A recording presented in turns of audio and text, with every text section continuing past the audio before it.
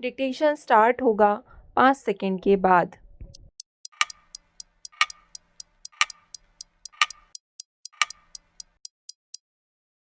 यथार्थवाद के बगैर राजनीति स्थिर नहीं हो सकती। अरस्तू का यह सूत्र आज की वैश्विक राजनीति का सच है, खासकर उन देशों में जहां सत्ता के लिए हर वक्त खींचतान चली रहती है, राजनीति चलती है। यह राजनीति संविधान और आवाम के सामूहिक हित की बात करती है, लेकिन हकीकत में यह सब राजसत्ता हासिल करने के लिए होती है। स्थिरता इसका उद्देश्य नहीं होती। वहीं वक्त और बाजार राजनीति के औजार जैसे हैं। अब जैसी ज़रूरत होती है ये अपने तेवर के साथ बदल जाते हैं। एक वक्त था राजनीति और बाजार धर्म के अधीन हुआ करते थे। समय बदला और धर्म तथा बाजार राजनीति के अधीन हो गए। आज धर्म और राजनीति बाजार के अधीन दिखाई पड़ते हैं।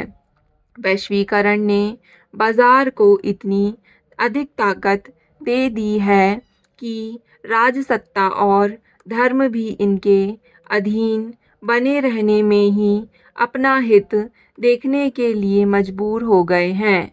वैश्वीकरण के बाद दुनिया भर में हुए तमाम बदलावों में एक बदलाव व्यक्ति, परिवार और समाज की आपसी पूरकता में गिरावट भी शामिल है। इसका परिणाम यह हुआ कि हर व्यक्ति अमीर और ताकतवर बनने के लिए संसाधनों को बटोरने में लग गया। वह अपना रोब समाज पर दिखाने लगा। दूसरी तरफ जिसकी लाठी उसकी भैंस वाली कहावत राजसत्ता और बाजार में चरितार्थ होने लगी।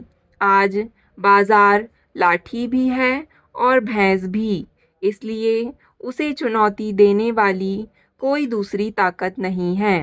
राजसत्ता उसे अपना मुंह फैलाने और स्वर्णिम अवसर देने के लिए अपने देश के वित्तीय कानूनों में संशोधन करने में कोई संकेच नहीं करती है।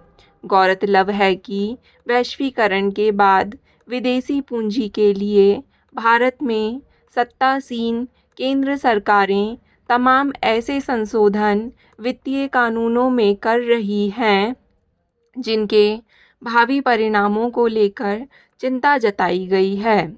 यह युग सत्य को नहीं नकार सकता कि हम बाजार के किसी न किसी रूप के प्रभाव में हैं।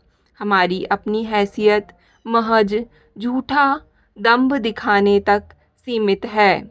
अब सवाल उठता है कि बाजार किनके हाथ में है? क्या बाजार की सर्वोच्चता को कम नहीं किया जा सकता? दरअसल बाजार पूंजीवादी तंत्र का आधार भी है और व्यवहार भी।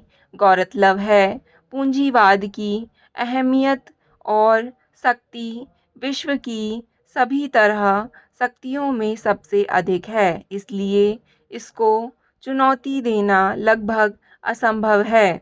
दुनिया के जो लोकतांत्रिक देश हैं वहाँ भी पूंजीवाद और बाजारवाद ही राजसत्ता और धर्मसत्ता की स्थिति तय करते हैं।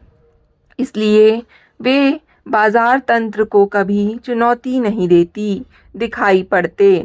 जब सोवियत संघ का विघटन हुआ था तब से लेकर अब तक मार्क्सवाद को अपनी राजनीति का आधार मानने वाले रूस और चीन भी बाजार तंत्र और पूंजीवादी शक्तियों को किसी न किसी रूप में पोषित कर रहे हैं। इसलिए अब यह माना जा रहा है कि वैश्वीकरण और उदारीकरण पूंजीवाद तथा बाजारवाद को सुदृढ़ करने के लिए ही अपनाए गए। इसका उद्देश्य व्यापार को पारदर्शी और समावेशी बनाना तो एक बहाना है। आज हालत यह है कि दुनिया के तकरीबन सभी मुल्क वैश्वीकरण, निजीकरण और उदारीकरण में अपना हित देख रहे हैं। बाजार का एक नियम है मुनाफा कमाना, और मुनाफा कमाने के लिए जो भी करने की ज़रूरत हो उसे वह करता है। 90 के दशक में जब वैश्वीकरण, निजीकरण और उदारीकरण की नीतियों को दुनिया के तमाम देशों ने बिना किसी हो हल्ला के अपना लिया, तो इसके पीछे सबसे बड़ी वजह बहुराष्ट्रीय निगमों के जरिए देशों पर बनाया गया अप्रत्यक्ष दबाव माना गया। आज किसी भी देश में हर जगह इनका असर राजसत्ता पर दिख जाएगा। दुनिया के कई देशों में वहाँ के राष्ट्र प्रमुख किसी न किसी पूंजीपति घराने से ताल्लुक़ रखते हैं। उन देशों में समता, न्याय, अधिकार और समानता की बात वहाँ के संविधान और कानून में है, लेकिन व्यवहार में पूंजीवादी व्यवस्था ही दिखाई देती है। इस व्यवस्था का मतलब अर्थ का केंद्रीयकरण और सत्ता पर पूंजीवादियों का एकाधिकार है। अपवाद स्वरूप कुछ देशों को छोड़ दिया जाए तो ज़्यादातर देशों में पूंजीवादी व्यवस्था से ही राजसत्ता संचालित होती है। यही कारण है कि गरीबों की हालत में कोई सुधार दिखाई नहीं देता है। मार्क्स, लेनिन और माओ के समता के विचार में जिस क्रांति की बात कही जाती है, यह महज नारों और भाषणों तक सीमित रही है। यही वजह है कि पूंजीवादी और बाजारवादी प्रवृत्तियों और शक्तियों को फैलने से आज तक नहीं रोका जा सका है। पिछले कुछ दशकों में विश्व व्यापार संगठन के उदय के बाद एक नई तरह की पूंजीवादी और बाजारवादी शक्तियां खुले बाजार और उदार व्यापार के नाम पर पूंजीवाद और बाजारवाद को अधिक शक्तिशाली बनाने का कार्य किया है। हैरान करने वाली बात यह है कि चीन, रूस और कोरिया ने भी विश्व व्यापार संगठन में शामिल होकर बाजारवाद को खुले मन से स्वीकार किया। रूस से शीत युद्ध खत्म होने के बाद अमेरिका ने जिस तरह से अपना एक छत्र राज दुनिया में कायम किया, उससे बाजारवादी प्रवृत्तियों और शक्तियों को समाज के साथ खुलकर खेलने की छूट मिली।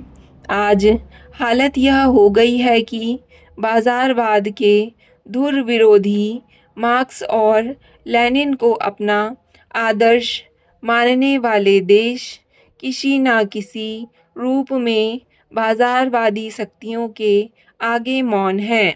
भारत में आज़ादी के बाद मार्क्सवादी पार्टियों ने जिस तरह पैर पसारना शुरू किया था, वह आज़ादी के 5वें और 7वें दशक में दरकने लगा। दोनों मार्क्सवाद की विचारधारा पर राजसत्ता में आई पार्टियों, जो पश्चिम बंगाल और त्रिपुरा में वर्षों तक सत्ता में रहीं, वे आगे अपना वजूद खोने लगी। एक तरह से देखा जाए तो वह बाजारवाद की जीत है। यह उदारीकरण और निजीकरण की नीतियों को जीत कही जा सकती है। आज भारत का हर प्रांत बहुराष्ट्रीय निगमों के लिए लाल कालीन बिछाने को तैयार है। जिस राज्य में ये अधिक निवेश करती है, उस राज्य को अगले राज्य के रूप में मान लिया जाता है। यानी बाजार का स्वागत वक्त की मांग समझ लिया गया है। यह भले ही समता, न्याय और विकेंद्रीकरण के खिलाफ हो, लेकिन इसे विकास के पैमाने के रूप में प्रचारित किया जा रहा है। आज बाजार ने हर जगह अपना कब्जा जमा लिया है। ऐसे में समय के पहरुआ के सामने सबसे बड़ी चुनौती यही है। स्टॉप। डिक्टेशन पसंद आए तो वीडियो को लाइक तथा चैनल को सब्सक्राइब ज़रूर करें। धन्यवाद।